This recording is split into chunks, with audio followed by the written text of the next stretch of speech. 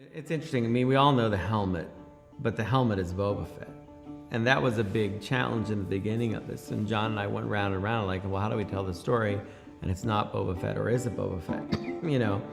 And we would talk about that. And, you know, but a helmet at the end of the day is a helmet. And I've shown that helmet quite a bit on Rebels and Clone Wars. And so there are fans that get the language of it, that it's, you know, a tool, it's a piece of equipment.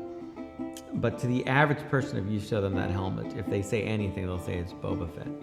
We wanted to tell a story with somebody where we had kind of more of a blank page to write it. In this case, since there's real things on the set, we have real cameras and real people. The sets are bigger than they were on Jungle Book, but it's essentially the same formula. And now instead of having a green screen that you have to move around in light, which took forever, and that was really the frustration that led to these innovations, which was how could we do that without green screens next time?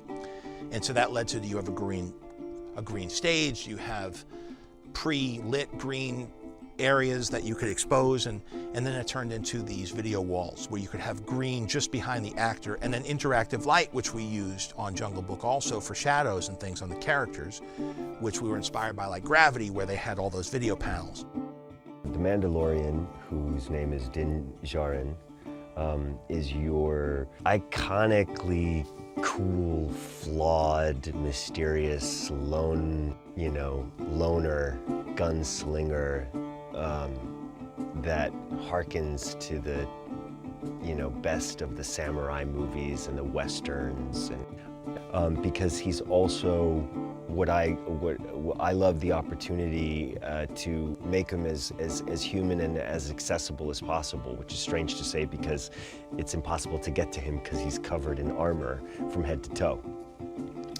And yet, the idea is that he's relatable. We're all kind of covered in our own armor, and terrified of taking that armor off.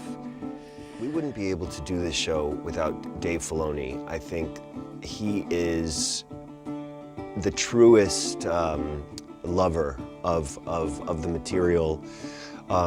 We can all try to compete to his level of love, is just the best word for it, for the world of Star Wars.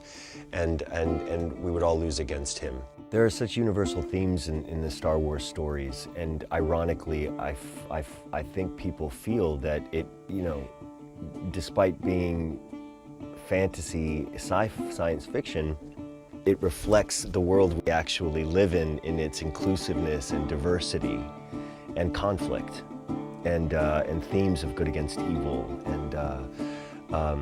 and so it's fascinating to experience that as a child, to have your imagination so enriched by these stories.